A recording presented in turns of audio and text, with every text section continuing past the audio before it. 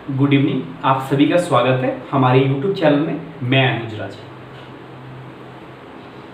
हम पिछले क्लास में अस्थाई बंदोबस्त के बारे में बात कर रहे थे और हमने पिछले क्लास में यह देखा कि भारत में अस्थाई बंदोबस्त क्यों शुरू किया गया। हमने अस्थाई बंदोबस्त के उद्देश्य के बारे में बात की। हमने अस्थाई बंदोबस्त की विशेषताओं के बारे में चर्चा की और हमने ये भी बात की है कि 1793 में लॉर्ड कॉर्नवालिस के द्वारा भारत में अस्थाई बंदोबस्त शुरू किया गया। और हम भी ये भी बात की है कि भारत में अस्थाई बंदोबस्त शुरू करने का कारण क्या था। और आज जो हम बात करने जा रहे हैं, अस्थाई बंदोबस्त के माध्यम से अंग्रेजों पर क्या प्रभाव पड़ा, उनके लिए कौन सा सकारात्मक परिणाम था। और हम आज ये भी बात करेंगे कि उसके माध्यम से, अस्थाई बंदोबस्त के माध्यम से भारतीयों पर कौन सा नकारात्मक परिणाम पड़ा। तो इसी कड़ी में हमारा जो टॉपिक है अस्थाई बंदोबस्त के प्रभाव, और हम यह देखेंगे कि अस्थाई बंदोबस्त अंग्रेजों के लिए कैसे सकारात्मक था, कैसे पॉजिटिव वे में था। अस्थाई बंदोबस्त लागू होने से अंग्रेजों को एक निश्चित आय प्राप्त होने लगी। फिर से इस लाइन को, शब्दों को अच्छे से सुनिएगा। अस्थाई बंदोबस्त के माध्यम से अंग्रेजों को एक निश्चित आय प्राप्त होने लगी। अब उन्हें किसी भी सूखे, बाढ़ या किसी भी प्राकृतिक आपदा आने पर उन्हें किसी भी प्रकार की हानि नहीं होती थी। अब उन्हें किसी भी प्रकार की हानि नहीं होती थी। उन्हें अब एक निश्चित राशि मिलने लगी और यह निश्चित राशि भूमि का किराया था। दूसरा इसका ये अंग्रेजों के लिए लाभ होगा, ये सकारात्मक परिणाम होगा कि अंग्रेजों को एक ऐसा वर्ग प्राप्त हुआ, एक ऐसा समर्थक वर्ग प्राप्त हुआ जो अंग्रेजों को काफी ज्यादा समर्थन दिया, आप देख सकते हैं। इसके सेकेंड पॉइंट को आप देख सकते हैं कि एक ऐसा जमींदार वर्ग अस्तित्व में आया जो ब्रिटिश शासन का समर्थक एवं सहयोगी बना। तो बात तो वही हुआ। तीसरा इसका ये सकारात्मक परिणाम होगा अंग्रेजों के लिए कि जो बार बार जो लगान निर्धारण करने में जो प्रशासनिक चुनौतियों का सामना करना पड़ता था, वह चुनौतियों से अंग्रेज अब बच गए। और सबसे लास्ट जो भारतीयों के पक्ष से जो सकारात्मक परिणाम था कि जमींदारों का आर्थिक एवं सामाजिक विकास हुआ। भारतीयों के लिए एक ऐसे सकारात्मक परिणाम था कि एक ऐसे वर्गों का विकास हुआ जो पहले सशक्त हुए, उनकी आर्थिक एवं सामाजिक स्थिति मजबूत हुई और कुछ समय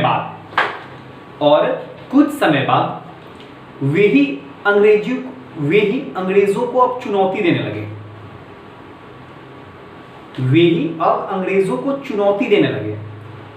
वे अंग्रेजों के अब शोषण मूलक स्वरूप को उजागर करने लगे भारतीयों के सामने।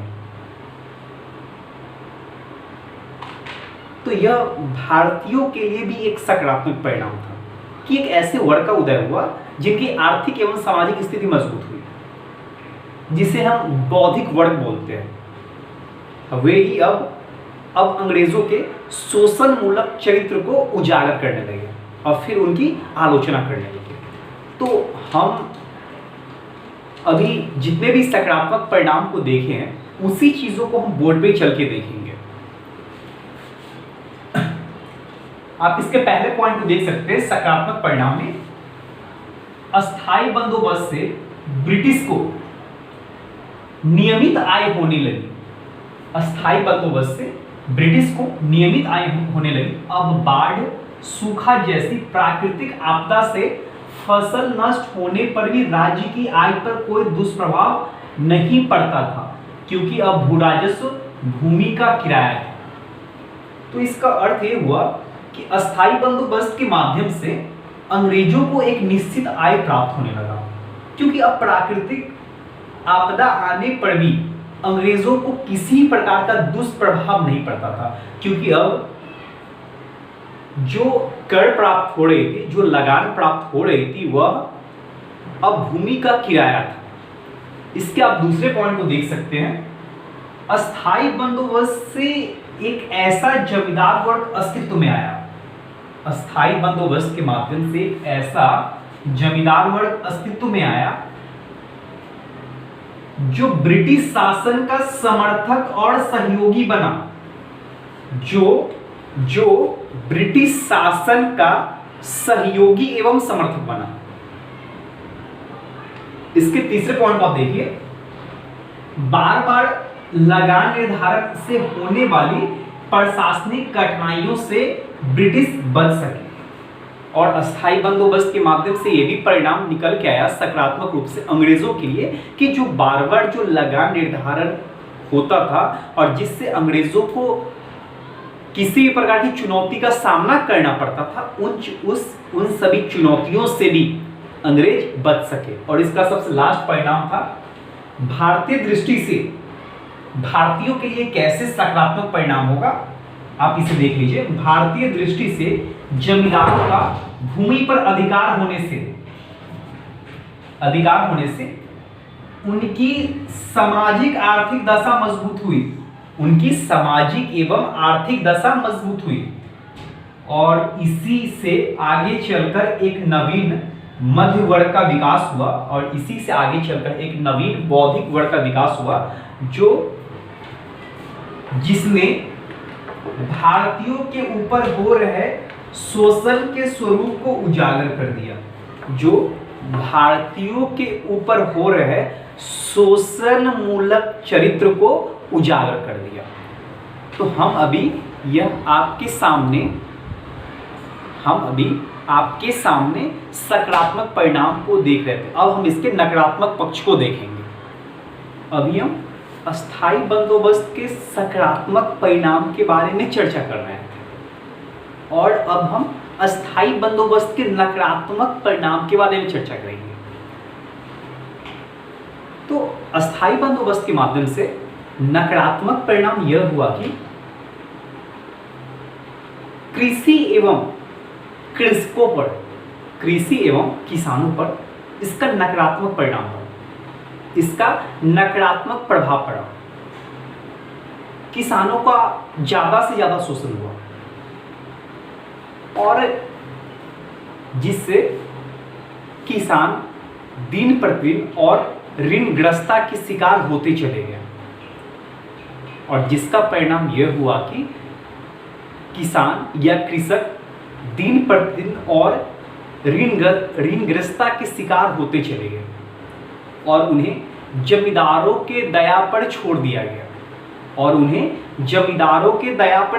गया। इसका पहला नकारात्मक परिणाम था। इसका दूसरा जो नकारात्मक परिणाम था कि जो किसानों के माध्यम से या जो कृषकों के माध्यम से जो उपज होती थी, उस उपज के 3 भागीदार थे: ब्रिटिश सरकार, जमींदार एवं कृषक। जमींदार एवं ब्रिटिश सरकार की तो आय निश्चित कर दी गई थी, एक लाभांश निश्चित कर दी गई थी, लेकिन किसानों की कोई भी अंश या कोई भी लाभांश या कोई भी अधिशेष निश्चित नहीं की गई थी। वे अनिश्चितता की स्थिति में थे, और उन्हें जमींदारों के दया पर छोड़ दिया गया था। इसका तीसरा जो परिणाम निकल के आया, अस्थायी बंदोबस्त के माध्यम से एक अनुपस्थिति जमींदारी प्रथा का विकास हुआ, क्योंकि ज़्यादा लगान राशि होने के कारण कई बार जमींदारों की जमींदारी भी नीलाम होने लगी और उस जमींदारी को दूरवर्ती क्षेत्र के व्यापारी एवं साहूकार खरीदने लगे और दूरवर्ती क्षेत्र के व्यापारी एवं साहूकार अपने एजेंटों के माध्यम से उस क्षेत्र के लगान को वसूली करते थे, तो जिससे एक और छिपे हुए अनुपस्थित वर्ग का विकास हो गया, जिन्हें हम बिचौलिए के नाम से जानते हैं। और बिचौलियों ने भी किसानों का ज़्यादा से ज़्यादा शोषण किया, जिससे यह परिणाम हुआ कि कृषक और ऋणग्रस्तता के शिकार हो गए। अगर हम इसी चीज को अंग्रेजों के लिए भी नकारात्मक परिणाम देखें तो अंग्रेजों के लिए भी अस्थाई बंदोबस्त कहीं ना कहीं नकारात्मक था, क्योंकि हम अभी आपको समझा रहे हैं, ऐसा बोर्ड पर दिया गया नहीं है, आप अपने नोट्स में देखिए तो लिख सकते हैं। अस्थाई बंदोबस्त के माध्यम से अंग्रेजों को भी हानि का सामना करना पड़ा, क्योंकि उनकी आय अब निश्चित हो गई थी और साम्राज्यवादी प्रसार के क्रम में उनकी आवश्यकता भी दिन पर दिन बढ़ती जा रही थी और आय निश्चित हो जाने से वे अपनी बढ़ती हुई आवश्यकताओं की पूर्ति नहीं कर पा रहे थे और अनुपस्थिति बिचौलिए वर्ग के विकास होने से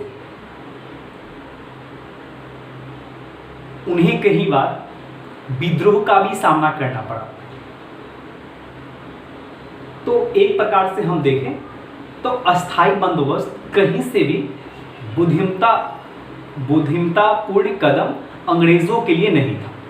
हाँ, एक और अगर इसके सकारात्मक परिणाम को अगर आप एनालिसिस करें एक बड़े से व्यू में, तो आपको इसका एक पॉइंट ऑफ व्यू नजर आएगा कि अस्थाई बंदोबस्त अंग्रेजों के लिए सकारात्मक परिणाम था, लेकिन जब इसके नकारात्मक परिणाम को जब आप विश्लेषण करेंगे तो आपको जरूर दिखाई देगा कि अंग्रेजों के लिए भी एक प्रकार से हानि का सौदा हुआ, क्योंकि उनकी बढ़ती आवश्यकता दिन प्रतिदिन बढ़ रही थी और उन्हें साम्राज्यवादी प्रसार के क्रम में अपनी जरूरतों को पूरा भी करना था और एक अनुपस्थित जमींदारी वर्ग के विकास से